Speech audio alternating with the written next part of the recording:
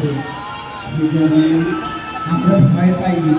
চোখে দীর্ঘ হচ্ছে বলে আমরা বিরক্ত।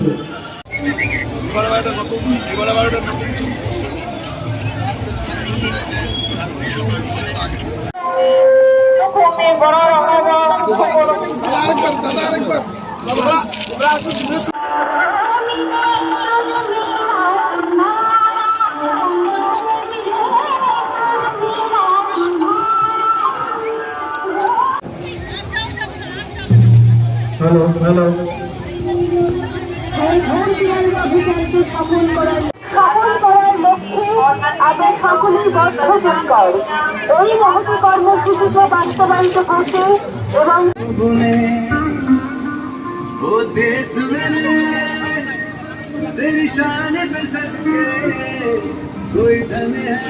উত্তোলনের এক অভিযান।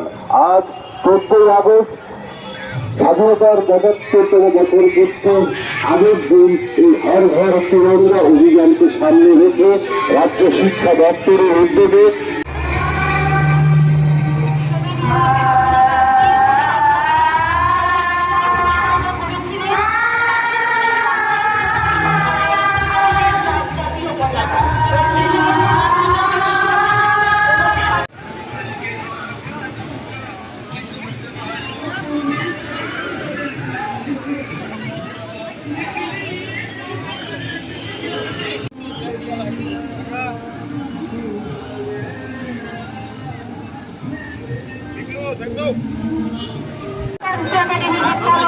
শুরু হয়ে আগরতলা শহরের রাজপথ ধরে এগিয়ে যাচ্ছে। আসুন আমাদের সকলের সাথে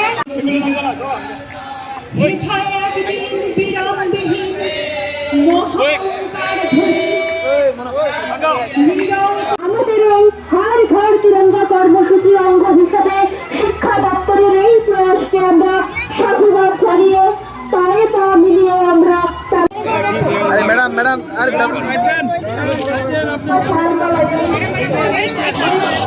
আরে মোবাইল ধরেন না।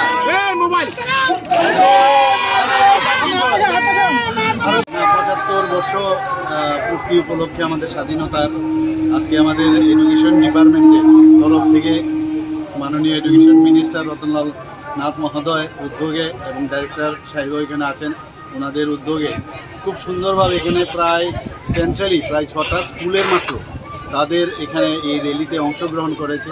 প্রধানমন্ত্রী নরেন্দ্র মোদীজির যে আহ্বান যে হর ঘর তিরঙ্গা, সেই আহ্বানে সাড়া দিয়ে আজকে সারা ত্রিপুরাতেই মানুষ বেরিয়ে পড়েছে এবং সব ঘরে ঘরে কিন্তু ফ্ল্যাগ 13, 14 আজকে 14 তারিখ 15 তারিখ পর্যন্ত সবাই পতাকা উত্তোলন করবে। তো আজকের যে উদ্যোগ শিক্ষা দপ্তরের তরফ থেকে মাননীয় এডুকেশন মিনিস্টার যে উদ্যোগ নিয়েছেন এবং ছাত্রছাত্রীরা সবাই মানে হর্ষধ্বনির মাধ্যমে খুব ফুল্লতার সাথে তারা আজকে এই যে র্যালি তার মধ্যে ওরা ভাগ নিয়েছে। আমি এর জন্য আমাদের এডুকেশন ডিপার্টমেন্টকে আমি ধন্যবাদ জানাবো, মাননীয় মন্ত্রী মহোদয়কে, ডাইরেক্টর সাহেবকে আমি ধন্যবাদ দেবো।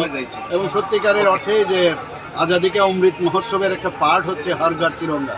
এখানে যেভাবে চারিদিকে স্কুল কলেজ এবং সাধারণ মানুষের মধ্যে যে আমি একটা দেখছি উন্মাদনা সত্যি প্রশংসার দাবি রাখে। এবং প্রধানমন্ত্রী নরেন্দ্র মোদীজি বলছেন যে এই পতাকার যে মর্যাদা, যাদের কারণে এই পতাকা উত্তোলন করতে আজকে আমরা সম্ভব হয়েছি, তাদের আত্মবলিদান, সেই সব শহীদদের প্রতি শ্রদ্ধা নিবেদন করা এরই মূল মানে এটা এইমস অ্যান্ড অবজেক্টিভ। তাছাড়া আমাদের যে স্বদেশী ভাবনা এবং দেশের প্রতি যে প্যাট্রিয়টিজম, সেই দেশাত্মবোধের ভাবনা সৃষ্টি করার এটা মূল লক্ষ্য। Thank you.